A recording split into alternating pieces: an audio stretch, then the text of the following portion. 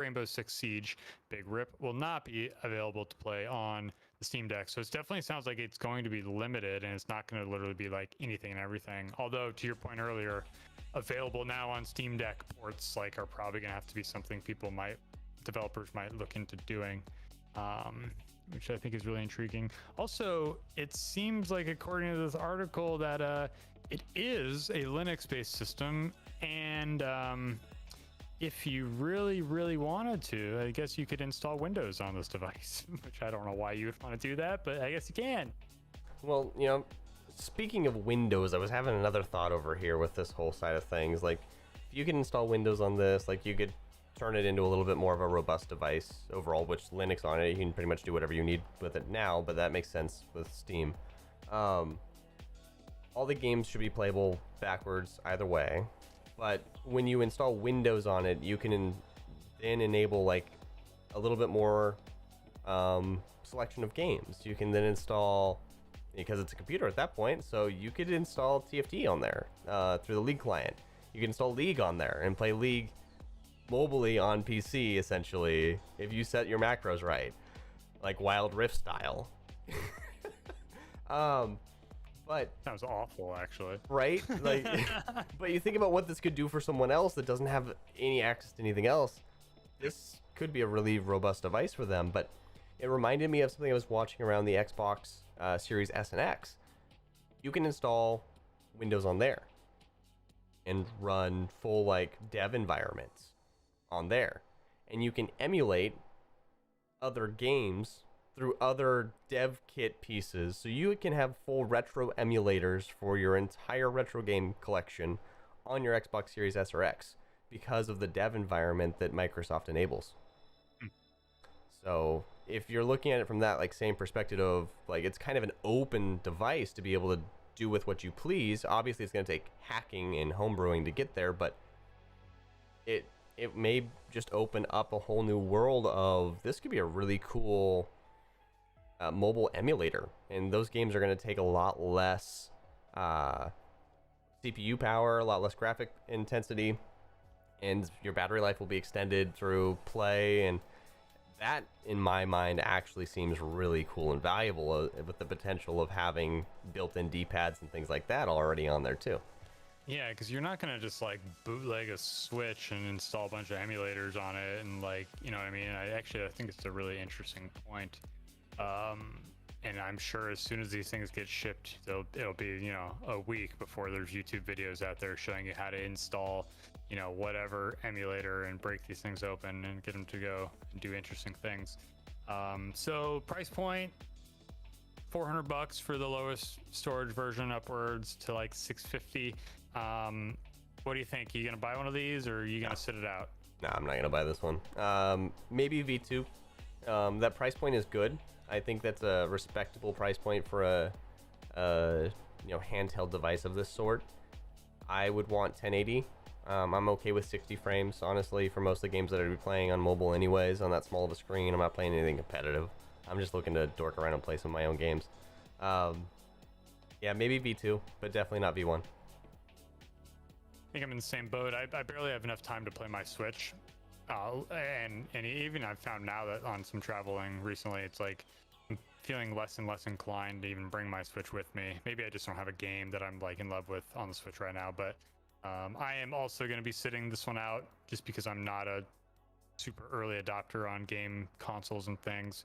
I agree the price point feels okay, although like 64 gigs is, it's like what? That's like Call of Duty, that's like one install on some games, right? Call of Duty. So, yeah, exactly. So I think 64 gigs is, it feels really, really limited as far as space is concerned. And you're probably going to want to look to get in at the mid tier at a minimum, which is, $530, which it's a little steep, but it's not my cup of tea, I don't think. Yeah, I mean, but maybe V.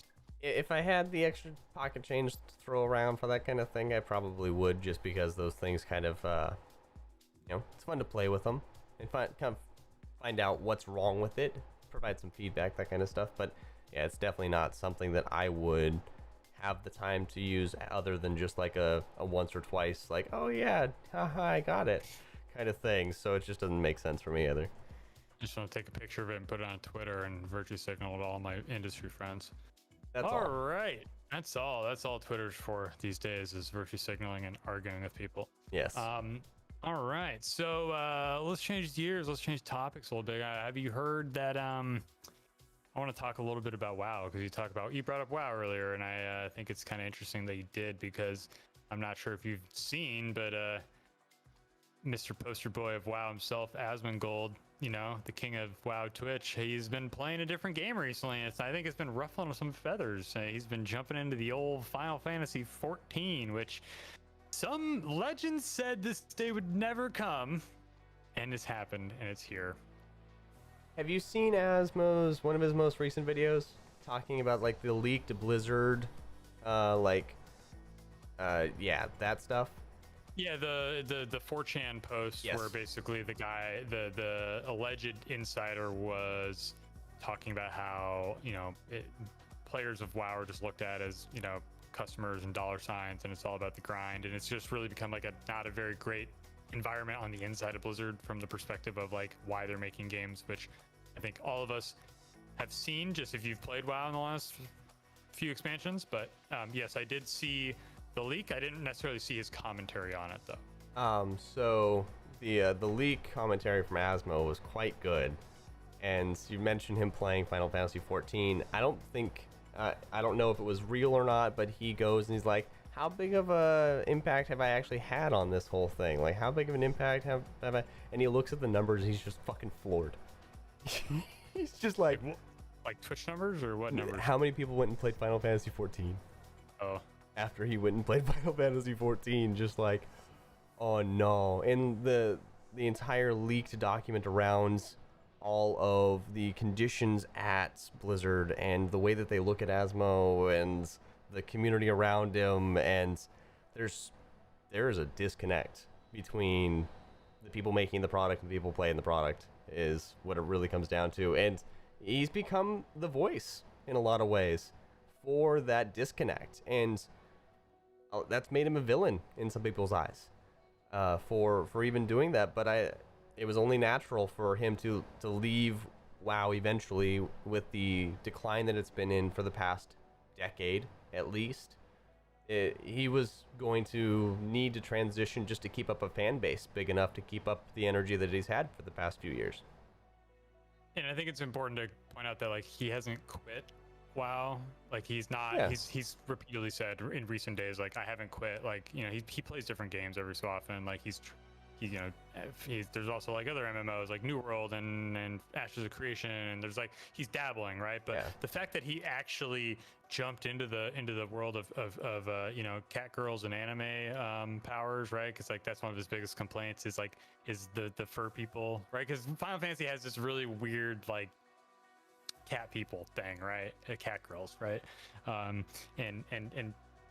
I don't need to say anything more beyond that. So like, so he's got some of those complaints, but also like, I didn't actually think he'd ever try it. Like he always just kind of teased it as a meme, And I think it does say a lot about WoW, of just like World of Warcraft as the slide. Like I legitimately think that I don't want to say it's a dead game, but like Blizzard has just abused us, and I don't think there's any going back. Like I don't know, every once in a while I'm like, wouldn't it be fun to log in and go raid and play WoW? And then it's like, I don't really have like 150 hours to do dailies every day, Yep, exactly. I don't want to get in there and get that grind going again. It was fun for one X-Pack, and then when it became the status quo for every X-Pack, it was just, why am I doing this? None of my other friends are doing this anymore. I'm out of here.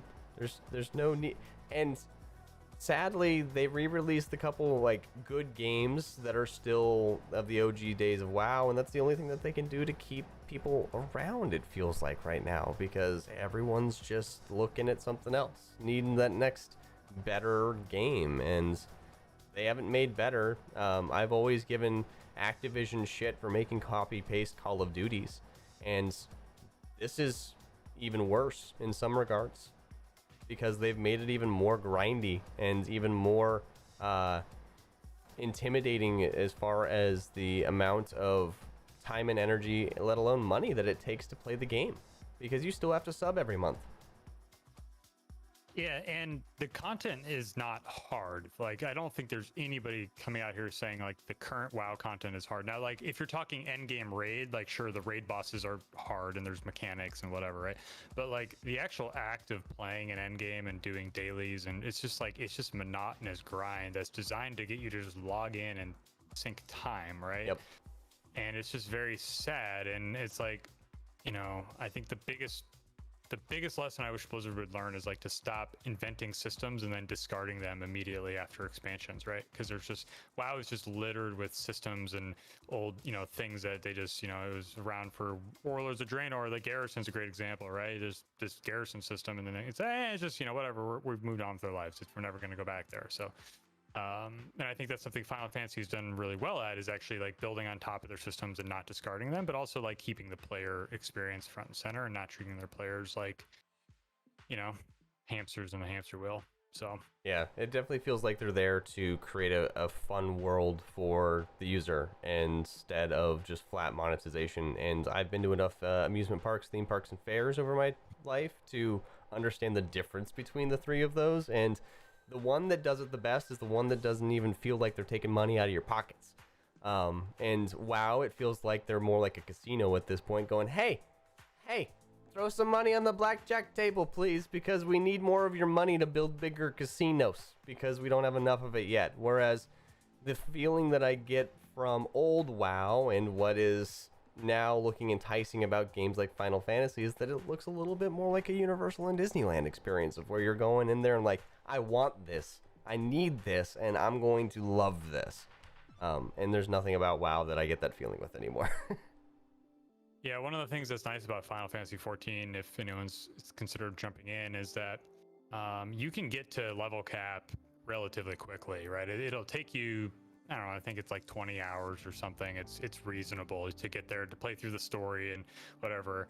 To get the level cap in WoW, granted you could buy a boost, right? But like to get to level cap in normal WoW, or even if you think about classic WoW, it's like you're talking, what is it, like 100 hours, 150 hours? Like it's a grind, like getting through and I think that is, from a new player perspective, something that WoW really suffers at, is the new player experience is just pretty bad. And I know that they've retooled it a little bit recently, but again, haven't. It's been however many years since I've played, and I have no desire to even like go back at this point. It's quite sad. Yep.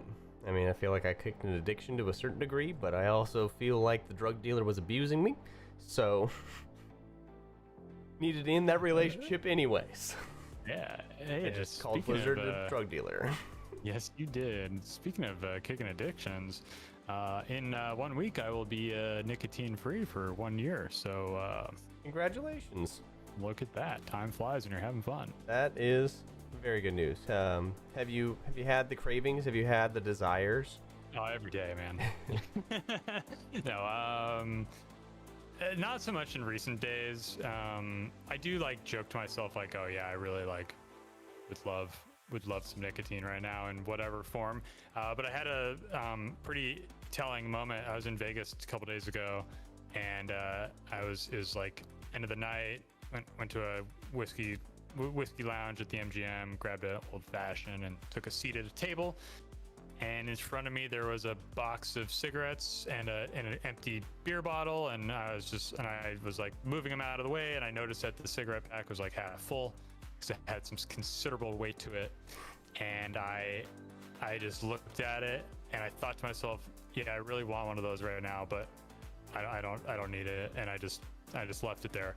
And 6 months ago, I would have smoked that entire pack that night. Like I would have been like, oh baby, free cigarettes, let's go, piece of cake. Let's get it done, right? So I think it was kind of cool to like have that moment of like, yeah, I'm okay with this. But I am thinking I am gonna probably treat myself to maybe a cigar or something after the 1 year mark. You know, I think that it's something worth celebrating if the time's right, but maybe not. I don't know. But yeah, I think it's something that you can always do on occasion now, and know that you have the control, especially after a year and being able to pass up the opportunity of free cigarettes. 6 months ago, Mitch would definitely have been all over that stuff if I know that Mitch, but especially under the stress you are now, it's impressive to also be able to carry that and say like, no, Well, I don't need that. this is what's funny is like I actually have already noticed my brain doing this. If for anyone out there that's looking for a book about the psychology of smoking, there's this book called I'll remember The Easy Way to Stop Smoking by Alan Carr. And the whole concept of the book is it teaches you the psychology of like the tricks you tell yourself, right?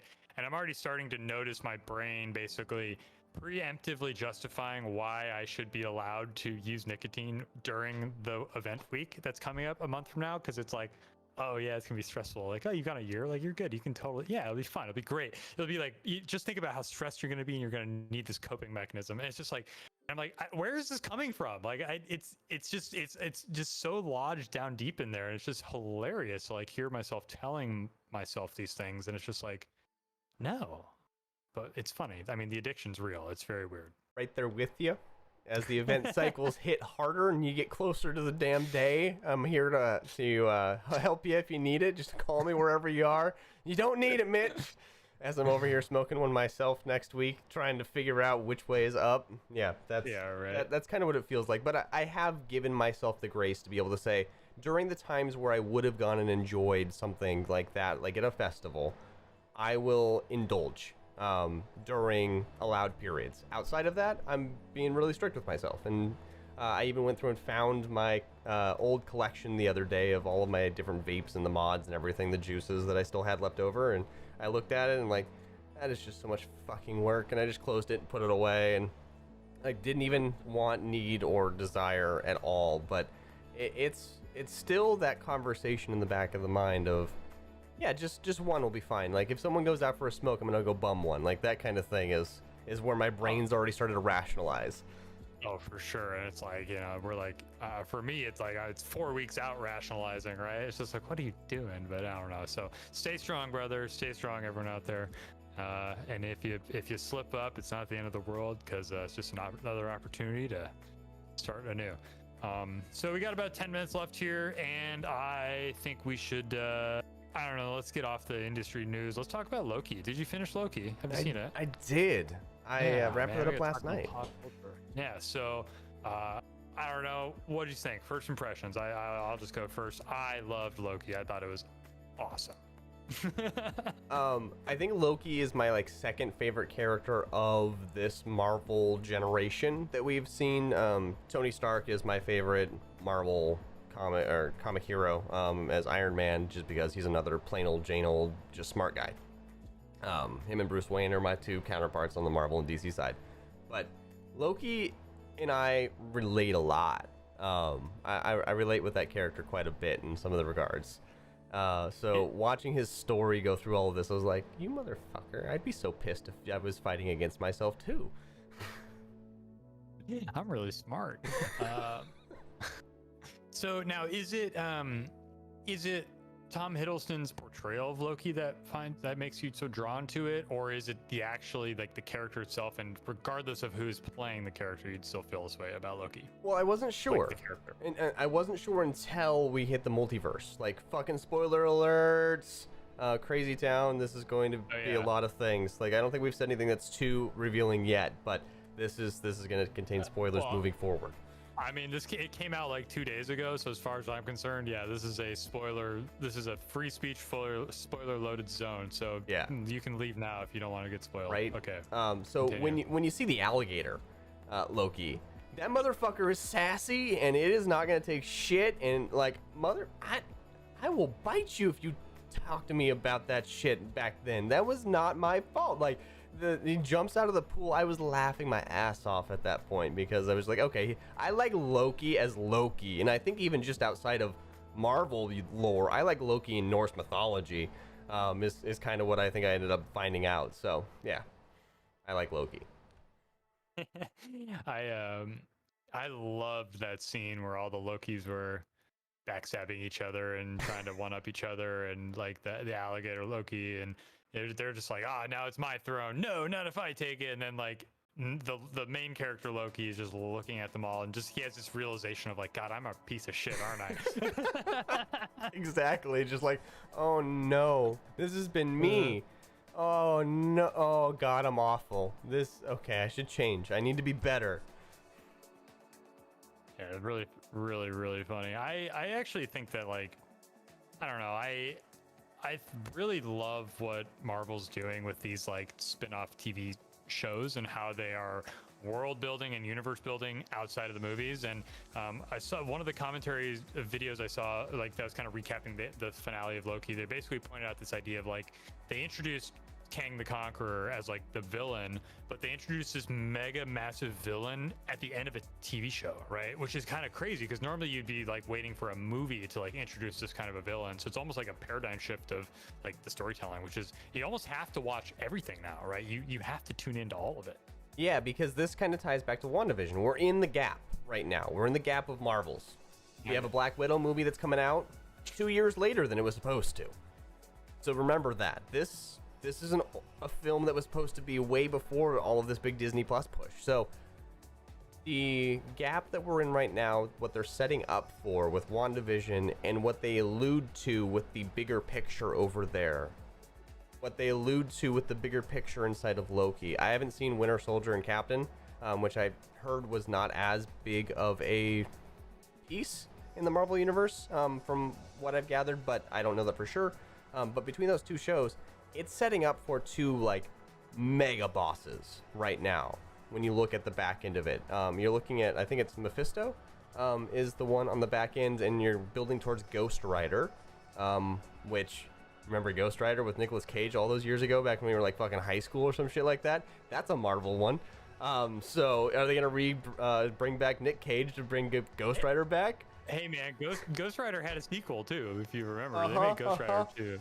So like that franchise is coming back around because they've established a lot of the 666 inside of the hexology and just what was around WandaVision. And then you look at Kang and the story that they create with like, oh yeah, everything you guys knew before, even in Loki's eyes, was nothing. Like Infinity Stones, nothing. We have boxes of them just floating around the interns' desks. They're little jewels that are made of plastic, essentially. You can get them from Disneyland. And you're taking what we thought was power, and every time they just like bust the walls out of this ring, and it expands and expands.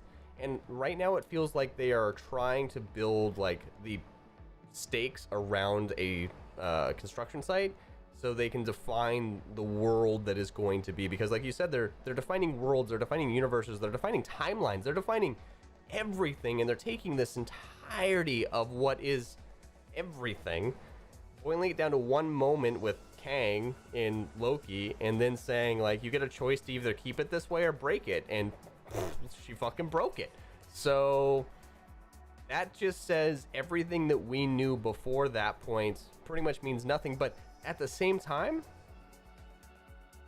didn't Loki get snatched out of the middle of a movie that we were watching at the very beginning of the series and that we already know the ending to? So like, where in the timeline do we now end up as the viewer, and where are we expected to be viewing from? Because we can't comprehend the multiverse in the way that they're trying to put it out there. Our brains just don't work that way. Not on this little of hallucinogenics, at least.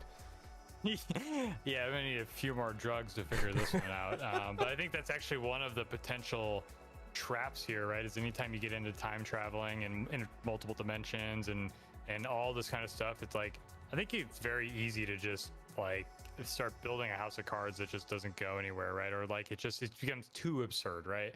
And they already have kind of, you know, used an interesting storytelling device at the end of Loki when Lady Loki pushes Loki through the thing and puts him back at the TVA, and it's essentially like he's put into an alternate timeline, right? Yep. Because like they don't know who he is. Yep. So it's gonna be one of these things where it's like gonna be really easy to lose people, I think, and make it too confusing. So, and I have full faith in like Marvel and like how they're story writers and to like take care of it, but it is always a concern, I think, when you start time traveling, right? I just think about when back, you know, I hate to call this up, but like when Lost, you know, back in the day, right? We started time traveling and Lost. Next thing you know, it's like, yeah, this show sucks, right? That's why that show got so good. But it lost a lot of people. It lost a lot of people.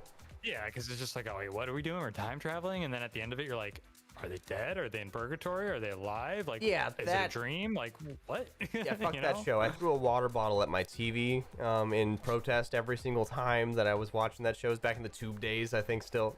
But the part that I have full faith in Marvel in is that they are going to piece this together, and they are going to tell this story, and it's not going to make any sense.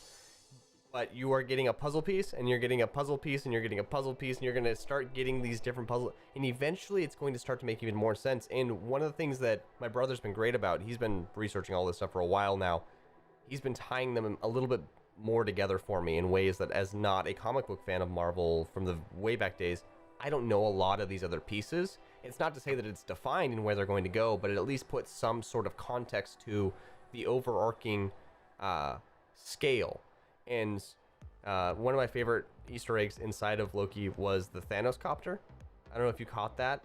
There was a helicopter when they're going into the bunker in the world where they get pruned and go to.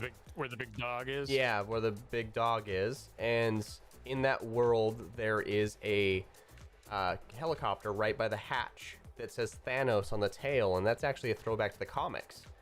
When Thanos had a helicopter, and you're thinking like, Thanos didn't need a motherfucking helicopter. That bitch had the Infinity Gauntlet. He just snapped. But it was a different story, even then, to where it is now. So like, we've always, as Marvel, been playing with timelines, and even with Spider-Man, the multiverse of Spider-Mans, and where they'll come together, and that Kang is not the only person that has one other version of themselves, was even proven through Loki.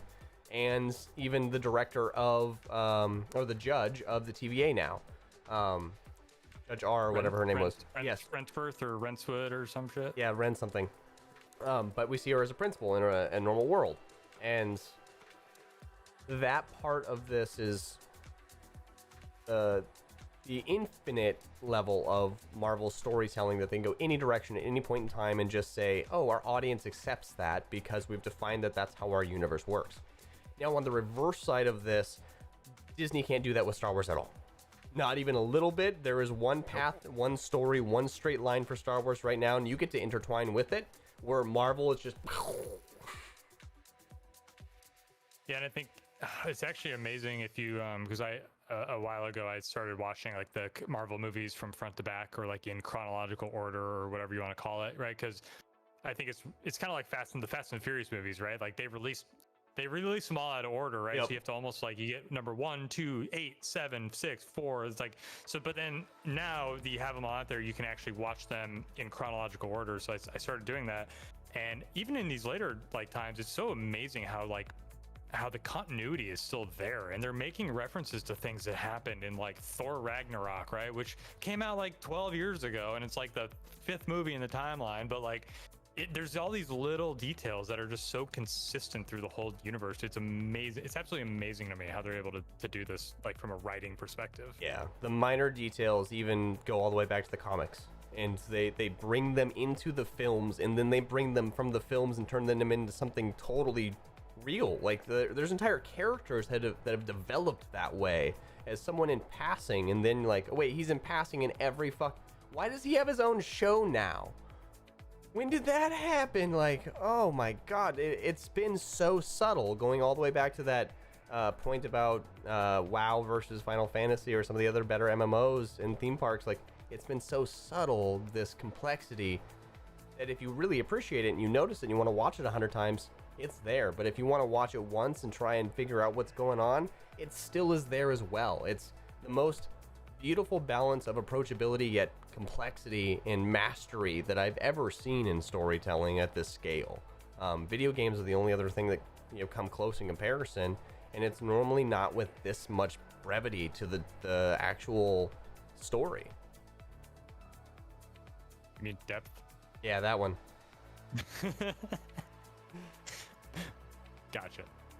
I do agree, and I think also the fact that like, you can't forget there are comic books, right? So like this is not just TV and movies. This is comic books. This is tens of 50s years, 60, 70, 80 years, however long it's been. And we're still consistent in the universe, still consistent in the source material. So For one, I'm excited we're getting season 2 of Loki. I think I'm super pumped that they renewed it, and I don't know, man. I was just really happy. I barely even knew Loki was coming out until I just saw it on Disney Plus. I was like, this is a new movie, and then I clicked on it, and it was like week 2, and I was just hooked, right? And I think my only complaint is that it was only 6 episodes long for season 1. Well, and it's movies. It's the new movie format. It really is. I believe that this is going to be the way we'll consume movies for a long time, and I wish this is how they would have told the story of Harry Potter, and I hope they come back and retell the story of Harry Potter in this way with more detail, because that's one world that I feel like got totally gypped as far as how much depth they could have gone in, because they needed to make the movies short and fit into that really structured movie release pattern that was back then in the mid to late 2000s. And now that we've broken away from that and we've opened the portal to streaming and the long-term play of streaming services being even more profitable than people going to the movies, I think we're going to see that tectonic shift. Every single big story ever will now be told via a series, even if it's a limited series, instead of movies. I mean, I would rewatch Harry Potter like in this kind of a format, assuming the writing is on point. But I think you're right. I think you're spot on. This format's here to stay. Yeah, I mean, Lord of the Rings is coming, supposedly. We're getting the Lord of the Rings version from Amazon, so we're also getting Wheel of Time. Yep. So oh man, and those are phone books. Those are. Oh, they are. I am very happy that I read the entire series. I read most of it as a kid. I'm just glad that I read it when I was younger, because I don't think I have the patience to read 14 phone books basically, because they're beefy boys, that's for sure. I never did, so I'll catch the movies and maybe Audible those bad boys. Oh man, I can't wait for the shows. It's gonna be great. Well, I think we made it to the end though. We're at 4 o'clock. We are wrapping this day up and moving on into the weekend here. So, thank you everyone for coming out and joining Mitch and I during another episode of Theory Crafting, the Revenge of the Theory Crafting today, episode 3 on YouTube. Next week and the coming weeks are going to be a little bit harder for us to pin down. I know I have colleagues coming into town to prepare for our live show that we're running together next week. So that's on Thursday and Friday, so that's going to interrupt our schedule next week. And then the following week we'll be live with the show. That's going to interrupt that week as well. Then the following week will be the beginning of August, and that's up to Mitch on if we have some time to steal from him to make sure that the show happens. So I think we're going to be taking 2 weeks off here for July to get through DreamHack Beyond. Yeah. And then we'll come back, and then we'll be taking some more time off during August as Mitch goes off to run his events. We might be live from Mexico. I mean, we might have to make it happen. So we'll see. We'll see. But stay tuned for the updates on the schedules. But we'll see you all in 2 weeks from, I guess it's 3 weeks from today, or Thursday, depending on if we choose Thursday or Friday. One of those. We'll see you when we see you. How about that? Yeah. We'll see you when we see you. Until then.